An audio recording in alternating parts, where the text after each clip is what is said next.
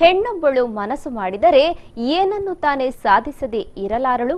ಹೌದು, ಇದಕ್ಕೆ ಸಾಕಷ್ಟು ಉದಾಹರಣೆಗಳು, ಸಾಧನಾ ಸಾಧಕಿಯರು ನಮ್ಮ ಕಣ್ಣ ಮುಂದೆಯೇ ಇದ್ದಾರೆ.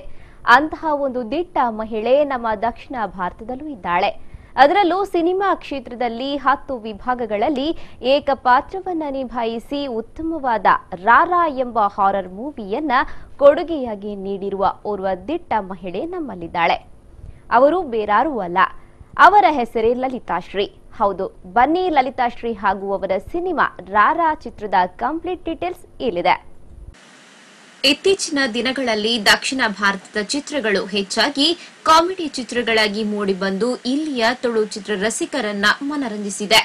ಇದೀಗ ಅದಕ್ಕೆ ಸವಾಲೊಡ್ಡುವಂತೆ ಕೇವಲ ದಕ್ಷಿಣ ಕರಾವಳಿಗರು ಕಾಮಿಡಿ ಮಾತ್ರವಲ್ಲ, ಉತ್ತಮ ಕಥೆ ಇರುವಂತಹ ಹಾರರ್ ಚಿತ್ರಕ್ಕೂ ಮನ್ನಣೆ ನೀಡಿ ಸಹಕಾರ ನೀಡುತ್ತಾರೆ ಎಂಬುದಕ್ಕೆ ಉದಾಹರಣೆಯಾಗಿ ಇದೀಗ ಮೂಡಿಬಂದಿದೆ ರಾರಾ ಹಾರರ್ ಚಿತ್ರ.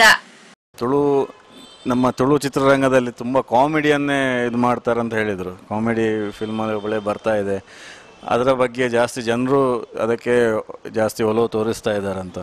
ಸೊ ಅಂಥ ಇದರಲ್ಲಿ ನೀವು ಯಾವ ಥರ ರಿಸ್ಕ್ ತಗೊಳ್ಳಿಕ್ಕೆ ಹೇಗೆ ಮನಸ್ಸಾಯಿತು? ಅಂದರೆ ನೀವು ಸ್ಕ್ರಿಪ್ಟ್ ಬರೆದಿದ್ದೆ ಹೌದು, ಆದರೂ ಒಂದು ಕಾಮಿಡಿ ಫಿಲ್ಮ್ ತುಂಬ ನಡೀತಾ ಇರಬೇಕಾದ್ರೆ ಹಾರರ್ ಫಿಲ್ಮ್ ನಡಿಬೋದಾ, ಹೇಗೆ ನಿಮ್ಮ ಜನರು ಮೆಚ್ಚಬಹುದಾ ಅಂತ?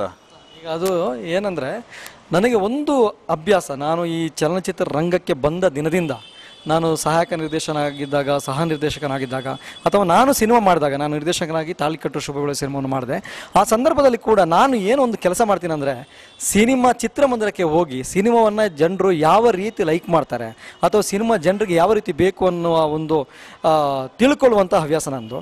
ಆ ರೀತಿಯಾಗಿ ಮಂಗಳೂರಿನಲ್ಲಿರುವಂಥ ಚಿತ್ರಮಂದಿರಗಳಿಗೆಲ್ಲ ಹೋಗಿ ಎಲ್ಲ ಕಾಮಿಡಿ ಸಿನಿಮಾಗಳು ಬರ್ತಾ ಇದೆ, ಇದನ್ನು ಜನ ಹೇಗೆ ಸ್ವೀಕಾರ ಮಾಡ್ತಾರೆ, ಕಾಮಿಡಿ ಸಿನಿಮಾಗಳು ಬಂದದೆಲ್ಲ ಸಕ್ಸಸ್ ಆಗಿದ್ವಾ ಅನ್ನೋದನ್ನು ನಾನು ಒಂದು ಸರ್ವೆ ಥರ ಮಾಡಿಕೊಂಡು ಅಲ್ಲಿ ನನಗೆ ಸಿಕ್ಕಿದಂಥ ಉತ್ತರ ಏನಂದರೆ, ಕಾಮಿಡಿ ಸಿನಿಮಾನೇ ಬೇಕಾಗಿಲ್ಲ, ಒಂದು ಒಳ್ಳೆ ಸಿನಿಮಾ.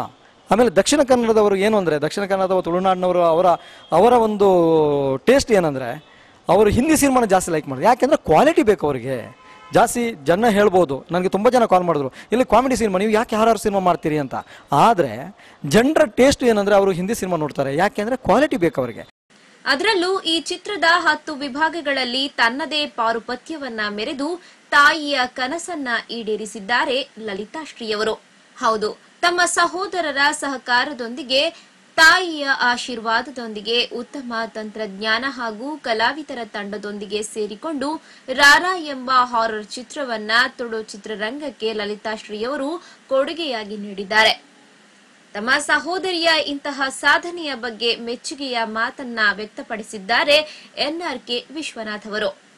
ಕಲಾದೇಗುಲ ಚಿತ್ರಾಲಯ ಲಾಂಛನದಲ್ಲಿ ರಾರಾ ಅಂತ ಒಂದು ತುಳು ಸಿನಿಮಾವನ್ನು ಮಾಡ್ತಾ ಇದ್ದೀನಿ. ಈಗ ಅದು ಕಂಪ್ಲೀಟು ಚಿತ್ರೀಕರಣ ಮುಗಿದು, ಎಡಿಟಿಂಗ್ ಮುಗಿದು, ಡಬ್ಬಿಂಗ್ ಆಗಿ ಒಂದು ಸಿನಿಮಾ, ಪರಿಪೂರ್ಣ ಒಂದು ಸಿನಿಮಾ ಲೆಂತ್ ಮಾಡಿ ರೆಡಿ ಮಾಡ್ಕೊಂಡು, ತುಳು ಸಿನಿಮಾದಲ್ಲೇ ಒಂದು ಬೇರೆ ಥರ ಒಂದು ಕಾನ್ಸೆಪ್ಟನ್ನು ಇಟ್ಕೊಂಡು ಮಾಡ್ತಾಯಿದ್ದೀವಿ ಎಲ್ಲ. ಯಾಕೆಂದರೆ ದಕ್ಷಿಣ ಕನ್ನಡ, ಉಡುಪಿ ಅಲ್ಲೆಲ್ಲ ಆಲ್ಮೋಸ್ಟ್ ಕಾಮಿಡಿ ಸಿನಿಮಾಗಳನ್ನೇ ಜಾಸ್ತಿ ಲೈಕ್ ಮಾಡ್ತಾ ಇದ್ದಾರೆ. ಅಥವಾ ಎಲ್ಲ ಸಿನಿಮಾವನ್ನು ಲೈಕ್ ಮಾಡ್ಬೋದು, ಆದರೆ ಜಾಸ್ತಿ ಸಿನಿಮಾಗಳು ಕಾಮಿಡಿ ಸಿನಿಮಾಗಳೇ ಬರ್ತಾ ಇದ್ದಾವೆ. ಅದರ ಮಧ್ಯೆ ನಾನು ಏನಂದರೆ, ನನ್ನ ತಂಗಿ ಈ ಸಿನಿಮಾವನ್ನು ನಿರ್ದೇಶನ ಮಾಡಿದ್ದು ಲಲಿತಾಶ್ರೀ ಅಂತ. ಅವಳು ಕತೆ ಮಾಡಿದ್ದು ಕಂಪ್ಲೀಟ್ ಹಾರರ್, ಕಾಮಿಡಿಗೆ ಒತ್ತು ಕೊಟ್ಟಿದ್ದಲ್ಲ, ಒಂದು ಸೆಂಟಿಮೆಂಟು ಬಿದ್ದು ಅದರಲ್ಲಿ ಹಾರರ್ನೇ ಜಾಸ್ತಿ ಇಟ್ಕೊಂಡು ಸಿನಿಮಾವನ್ನು ಮಾಡಿದ್ದೀವಿ. ಅದರಿಂದ ಸಿನಿಮಾದ ಕಲರೇ ಒಂಥರ ಬೇರೆ ರೀತಿಯಲ್ಲಿ ಇರ್ತದೆ. ಆಮೇಲೆ ನನ್ನ ತಂಗಿ ಫಸ್ಟ್ ಟೈಮ್ ದಕ್ಷಿಣ ಭಾರತ ಚಲನಚಿತ್ರರಂಗದಲ್ಲೇ ಫಸ್ಟ್ ಟೈಮ್ 10 ವಿಭಾಗದಲ್ಲಿ ಕೆಲಸ ಮಾಡಿದಂಥ ಒಂದು ಚಿತ್ರ. ಕತೆ, ಚಿತ್ರಕಥೆ, ಸಂಭಾಷಣೆ, ಸಾಹಿತ್ಯ, ನೃತ್ಯ, ವಸ್ತ್ರ ವಿನ್ಯಾಸ, ನಿರ್ಮಾಣ ವಿನ್ಯಾಸ, ಪ್ರಚಾರ ವಿನ್ಯಾಸ, ಕಲಾ ನಿರ್ದೇಶನ, ಚಿತ್ರ ನಿರ್ದೇಶನ, ಹೀಗೆ 10 ವಿಭಾಗಗಳಲ್ಲಿ ಕೆಲಸ ಮಾಡಿದಂಥ ಮೊದಲ ಚಿತ್ರ. ದಕ್ಷಿಣ ಭಾರತದ ಚಲನಚಿತ್ರರಂಗದ ಇತಿಹಾಸದಲ್ಲೇ ಪ್ರಪ್ರಥಮ ಬಾರಿಗೆ 10 ವಿಭಾಗಗಳಲ್ಲಿ ಮಹಿಳೆಯೊಬ್ಬಳು ನಿರ್ದೇಶನ ಮಾಡಿದಂಥ ಚಿತ್ರ ಇದು ರಾರಾ. ನನ್ನ ತಂಗಿ ಲಲಿತಾಶ್ರೀ ಈ ಸಿನಿಮಾದಲ್ಲಿ ಕತೆ, ಚಿತ್ರಕಥೆ, ಸಂಭಾಷಣೆ, ಸಾಹಿತ್ಯ, ನೃತ್ಯ, ವಸ್ತ್ರ ವಿನ್ಯಾಸ, ನಿರ್ಮಾಣ ವಿನ್ಯಾಸ, ಪ್ರಚಾರ ವಿನ್ಯಾಸ, ಕಲಾ ನಿರ್ದೇಶನ, ಚಿತ್ರ ನಿರ್ದೇಶನವನ್ನು ಮಾಡಿದ್ದಾಳೆ. ಆ ಕತೆಗೆ ಪೂರಕವಾಗಿ ಅವಳು ಸಂಭಾಷಣೆಯನ್ನು ಬರೆದಾಗ ಅಥವಾ ಚಿತ್ರಕಥೆ ಮಾಡಿದಾಗ ನನಗೆ ಯಾಕೋ ನಾವು ಇಷ್ಟು ವರ್ಷ ಸಿನಿಮಾ ರಂಗದಲ್ಲಿ ಕೆಲಸ ಮಾಡ್ತಾ ಇದ್ವಿ, ಏನೋ ಒಂದು ಬೇರೆ ರೀತಿಯಲ್ಲಿ ಮಾಡಿದಲ್ಲ ಅನ್ನೋ ಒಂದು ಖುಷಿ ನನಗೆ ಆಯಿತು. ಇದರಿಂದ ನಾನು ಸಿನಿಮಾನ ಮಾಡಿದ್ದೀನಿ. ಆಮೇಲೆ ಈ ಸಿನಿಮಾ ನಾನು ಒಬ್ಬ ಕನ್ನಡ ಸಿನಿಮಾದ ನಿರ್ದೇಶಕನಾಗಿ ನಾನು ಈ ಸಿನಿಮಾವನ್ನು ಯಾಕೆ ನಿರ್ಮಾಣ ಮಾಡಿದೆ ಅಂತ ಹೇಳಿದ್ರೆ, ಒಂದನೇದಾಗಿ ನನ್ನ ತಂಗಿ ನಾನು ಇಲ್ಲಿ ಬೆಂಗಳೂರಲ್ಲಿ ನಾನು ಸಹ ನಿರ್ದೇಶಕನಾಗಿದ್ದಾಗ ಅವಳಿಗೆ ನಾಯಕಿಯಾಗಿ ಒಂದು 2-3 ಸಿನಿಮಾಗಳ ಆಫರ್ ಬಂತು. ಅವಾಗ ನಮ್ಮ ತಾಯಿ ಅದಕ್ಕೆ ಒಪ್ಪಿಗೆ ಕೊಡಲಿಲ್ಲ. ಯಾಕೆಂದರೆ ಸಿನಿಮಾ ರಂಗದಲ್ಲಿ ಮಗ ಒಬ್ಬ ಇದ್ದಾನೆ, ಸಾಕು, ನೀನು ಸಿನಿಮಾ ರಂಗಕ್ಕೆ ಹೋಗೋದು ಬೇಡ. ಆ ಕಾರಣದಿಂದಾಗಿ ಅವಳು ಡಿಗ್ರಿ ಮುಗಿಸ್ಕೊಂಡು ಅವಳು ಸಾಫ್ಟ್ವೇರ್ ಇಂಜಿನಿಯರ್ ಆದಳು. ಆಮೇಲೆ ಬ್ಯಾಂಕಲ್ಲಿ ಜಾಬು ಸಿಕ್ತು. ಆದರೆ ನಾನು ಮಾತ್ರ ಸಿನಿಮಾ ರಂಗದಲ್ಲಿ ಮುಂದುವರಿದೆ. ಆದರೆ ನಮ್ಮ ತಾಯಿ ಅವರು ನಮ್ಮನ್ನು ಅಗಲಿದ ಸಂದರ್ಭದಲ್ಲಿ ಒಂದು ರಿಕ್ವೆಸ್ಟ್ ಮಾಡಿಕೊಂಡ್ರು. ಅವಳಿಗೆ ಸಿನಿಮಾ ರಂಗಕ್ಕೆ ಬರಬೇಕು ಅಂತ ಆಸೆ ಇತ್ತು, ನಟಿಯಾಗೋಕ್ಕೆ ನಾನು ಬಿಡಲಿಲ್ಲ. ಕೊನೆಯ ಆಸೆ ಒಂದಿದೆ, ಅವಳನ್ನೊಂದು ಡೈರೆಕ್ಟ್ರ್ ಮಾಡುವಂತ. ನನ್ನ ತಾಯಿಯ ಆಸೆನ ಪೂರೈಸೋಕ್ಕೋಸ್ಕರ ಈ ಸಿನಿಮಾವನ್ನು ನಾನು ನಿರ್ಮಾಣ ಮಾಡಿದೆ. ನೆಕ್ಸ್ಟು ಅವಳಿಗೆ ಸಿನಿಮಾಗಳು, ಈಗ ಈ ಸಿನಿಮಾ ಆಗ್ತಿದ್ದಂಗೆ ಬೇರೆ ಸಿನಿಮಾಗಳು ಬರ್ತಾ ಇದೆ, ಅವಳು ಮಾಡ್ತಾಳೆ.